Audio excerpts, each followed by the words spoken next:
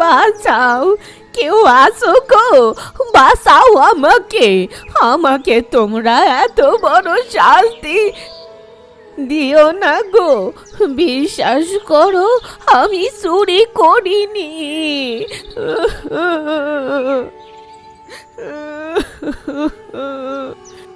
ছেড়ে দাও আমাকে, দয়া করে ছেড়ে দাও।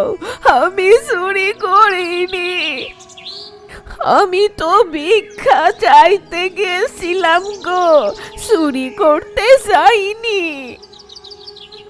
বুড়িটির যেন মরণ দশা হয়েছে। বুড়িটি নিজ মনে একা একা আর্তনাদ করেই চলেছেন, কিন্তু এ গ্রামের সকলে একসাথে তামাশা দেখার মতো ঠাঁই হয়ে দাঁড়িয়ে আছে।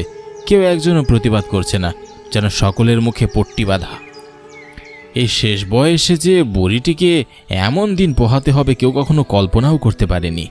তিনি বারবার বলে চলেছেন তিনি চুরি করেননি, ভিক্ষা চাইতে গিয়েছিলেন। তবে কে শোনে কার কথা? গ্রাম প্রধানের আদেশ, কেউ যেন বুড়িটির বাঁধন খুলে না দেয়।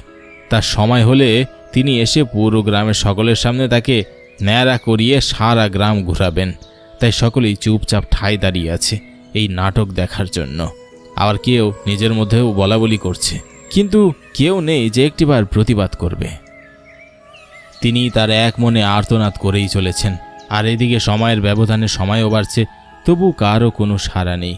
এর থেকে যেন মরে যাওয়াই ভালো।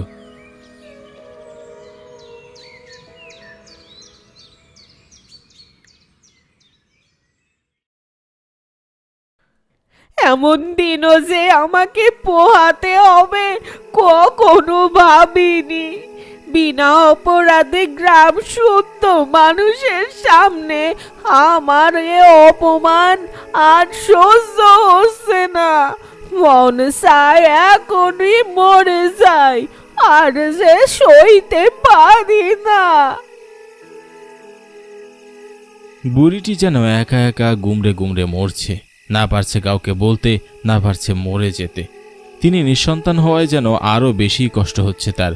কেউ তাকে ভরসার হাত এগিয়ে দিল না। তবে তার কোনো সন্তান থাকলে হয়তো এদিন তার আর দেখতে হতো না। সামান্য ভিক্ষা চাইতে গিয়ে যে চোরের অপবাদ নিতে হবে, এটা তার ধারণারও বাইরে ছিল। দুমুঠো ভাত দেওয়ার জন্য কেউ নেই বুড়িটার, তাই ভিক্ষা করেই দুমুঠো খায়। আজ থেকে যেন এটিও আর পারবে না, না খেয়েই মরতে হবে। বুড়িটির থাকার জন্য শেষ সম্বল এই ছোট্ট কুঠিরটি। তার জন্মের পর থেকেই যেন এটিই তার কাছে সব। বিয়ে হওয়ার কদিনের মাথায় স্বামীও মারা গেছেন।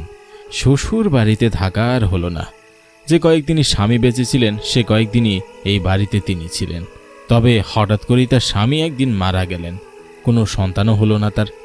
একাই রয়ে গেলেন বুড়িটি। মা বাবাও ছিল না। তবে তাদের দেওয়া এই বাড়িটি তার কাছে স্মৃতি হয়ে গেল। ভাই বোন থেকেও যেন নেই। আজও এই ভয়াবহ অপমানের দিনেও তিনি সেই একা। তার বেশ কিছুক্ষণ পর হঠাৎ করেই তিনি ছটফট করতে লাগলেন। গলা শুকিয়ে আসতে লাগলো। উঠে দাঁড়ানোর মতো শক্তি পেলেন না। এইদিকে এক ফোঁটা পানির জন্য প্রাণটা যেন তার যায় যায় অবস্থা। কাউকে ডাকতেও পারছেন না। বিছানায় একা একা ছটফট করেই যাচ্ছেন অনবরত। চোখ দুটো যেন অন্ধ হয়ে আসছিল। আবছা হতে লাগলো চারপাশ। মনে হচ্ছিল যেন ঘরে টিমটিমে আলো আচমকা বন্ধ হয়ে গেল। শ্বাস প্রশ্বাসও থেমে গেল। নিস্তব্ধে নীরবে বুড়িটির প্রাণও চলে গেল।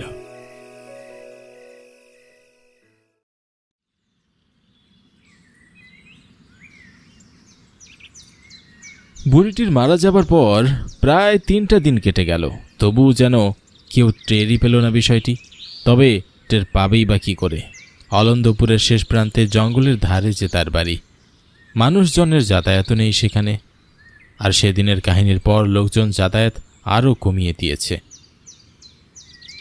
কিন্তু আজ হঠাৎ করে বিকাল হতেই গ্রাম প্রধানের মৃত্যু হয়। এ যেন পুরো গ্রামবাসীকে শোকে ফেলে দিয়েছে।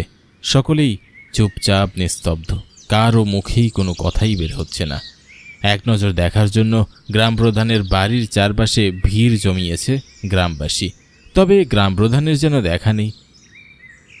এদিকে বিকেল গড়িয়ে পশ্চিমে কমলা আভা ছড়িয়ে পড়েছে। সূর্য অস্ত যাচ্ছে। তবু গ্রাম প্রধানকে বের করছে না।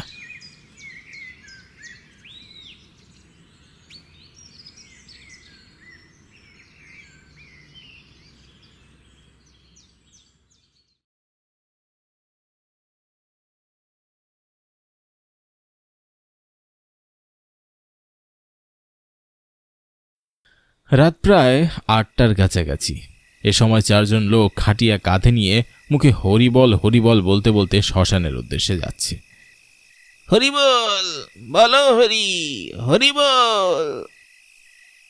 রাত 8টার কাছাকাছি, 8টাও বাজেনি, তবু যেন মনে হচ্ছে গভীর রাত। অলন্ধপুর একটি গ্রাম হলেও রাতে অনেক মানুষের যাতায়াত লক্ষ্য করা যায়, তবে আজকের মতো এত শুনশান নিস্তব্ধ কখনো হয় না। চারপাশে তাকালে দু চোখ যেন কালো চাদরে ঢেকে পড়েছে। ঝোপঝাড়ে চোখ পড়লেই মনে হচ্ছে যেন আড়াল থেকে কোনো হিংস্র কিছু বেরিয়ে আসবে। চারপাশ থেকে শিয়ালের ডাক আর কুকুরের ডাক অনবরত ভেসে আসতে লাগলো। হুট করে তাদের উৎপাত বাড়ল কেন? এতক্ষণ কোনো সারা শব্দ তো ছিল না, সবকিছু থমথমে। তবে তাদের ডাকে যে স্বস্তি মিলবে তা নয়। সকলের মনে যেন আচমকা ভয়ের রেশ বাড়ছে, পায়ের গতিও কমে আসছে। এদিকে বুড়ির বাড়ির সামনে দিয়ে শ্মশানের পথ। তবে বুড়ি গিয়ে আবার কিসের ভয়?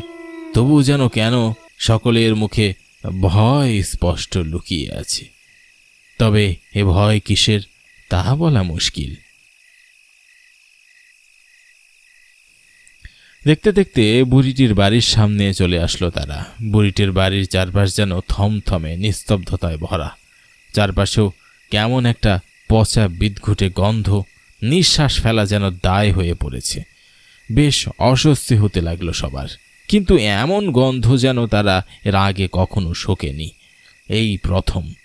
বেশ হতভম্ব হয়ে পড়ল তারা।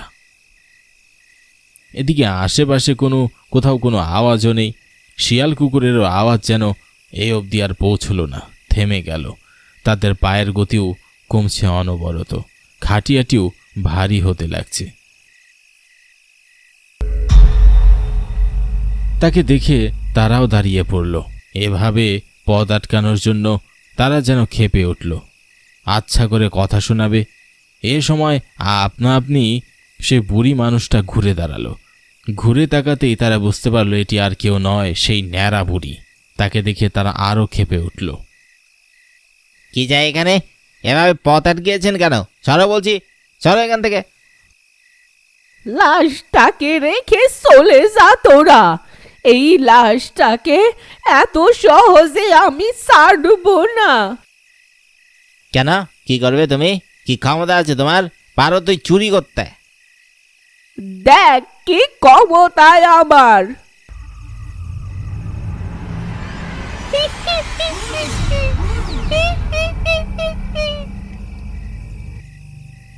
বিশ্রী এক হাসি, যা এই থমথমে পরিবেশকে আরও কাঁপিয়ে তুলল। থরথর করে যেন কাঁপছে সবকিছু, সাথে তারাও কাঁপতে লাগলো। 4 জোড়া পা যেন মাটির সাথে মিশে যেতে লাগলো। কেউ আর নড়তে পারছিল না। বুড়ির এমন ভয়ঙ্কর চেহারা দেখে তার চোখ দুটো বড় বড় হয়ে গেল। বুড়ির চেহারা স্পষ্ট, রাগ আর প্রতিশোধের আগুন যেন দেখতে পাওয়া যাচ্ছে। পুরো মুখটা ক্ষত বিক্ষত রক্তমাখা। তাদের যেন এই সবকিছুই স্বপ্ন মনে হতে লাগলো। সবকিছুই, আর কিছুই বাস্তব নেই। সকলেই যেন এক ধান্দা লেগে গেল। এ সময় হঠাৎ করে মনোজ বলে উঠল, কে তুমি?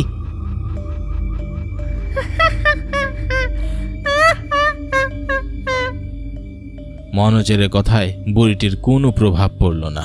সে তার মতো বিশ্রী এক হাসিতে মেতে উঠেছে। মুখের এক কোণে তার শয়তানি মুচকি হাসি, যা তাদের ভয়কে আরো দ্বিগুণ করে দিচ্ছে।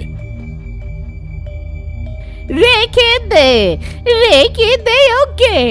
ভালো করে বললাম, শুনলি না? যা, তাকে রেখে দে তোরা। চলে যায় এখান থেকে। কেন? সে তো আজই মারা গিয়েছে। তাকে দাহ করা বাকি। এত কথা বলিস না, নয়তো আমি তোদের ঘাড় মটকাবো। আ, আ, আ, আ, আ। না না না, আমাদের মেরো না, ছেড়ে দাও আমাদের। তবে রাখ এই মৃতদেহটিকে, রাখ এইখানে। না না তো, তবে তো এ হলে গ্রাম প্রধানের গিন্নি আমাদের গ্রাম থেকে তাড়িয়ে দিবেন। তবে রে, এ কথা বলে এক পা দু পা করে সামনের দিকে এগোতে লাগলো। তারা যেন আরো ভয় পেয়ে উঠল। তৎক্ষণাৎ বুড়িকে থামিয়ে মনোজ বলে উঠল, রাখছি, তুমি আর এগিয়ে এসো না, দয়া করে ছেড়ে দাও, আমরা চলে যাচ্ছি। এখনো সময় আছে, রেখে দে এই অত্যাচারী গ্রাম প্রধানকে। তার সাথে আমার অনেক বোঝাপড়া বাকি। আর শুনে রাখ, আমার মৃত্যু আরো 3 দিন আগে হয়েছে। সেই লাশটি আমার বসত বাড়িতেই পড়ে আছে। তোরা কাল ভোরের আলো ফুটতেই শ্মশানে নিয়ে যাবি, নয়তো তোদের আর জীবিত থাকতে দেব না। যেমন ভাবে আমাকে বাঁচতে দেয়নি। আমি নির্দোষ ছিলাম, পুরোটাই নির্দোষ। সব দোষ করেছিল গ্রাম প্রধানের ওই বেহায়া ভাই, যে কিনা লোভে গ্রাম প্রধানের বাড়ির সবচেয়ে মূল্যবান সোনার হারটা চুরি করে পালিয়ে যেতে চাই। সে সময় আমি দেখে ফেলাই আমাকেই চোর অপদস্থ করে গ্রাম প্রধান। তার ভাই যে দোষী এটা জানার পরেও তাকে ছেড়ে দেয়, আর আমাকে এই মিথ্যা অপবাদে গ্রামের সকলের সামনে অপমানিত করে। তাকে তো আমি এত সহজে ছাড়বো না। তার সাথে অনেক বোঝাপড়ায় আমার। তোরা চলে যা কইছি। বুড়ির এসব কথায় যেন সবকিছু স্পষ্ট হয়ে গেল। এ গ্রামের সকলেই জানে গ্রাম প্রধানের ছোট ভাই কেমন চরিত্রহীন বেপরোয়া একজন মানুষ। তার দ্বারা এ কাজ খুব সহজেই সম্ভব। আর এইদিকে বুড়ির এমন হিংস্র চেহারায় তারা থরথর করে কাঁপছে অনবরত। তাদের পায়ের নিচের মাটিই যেন সরে যাচ্ছিল। আর তারা দেরি করল না, তাড়াহুড়ো করে কাঁধ থেকে খাটিয়া নামিয়ে সেখানে রেখেই জলদি সেখান থেকে পালিয়ে গেল।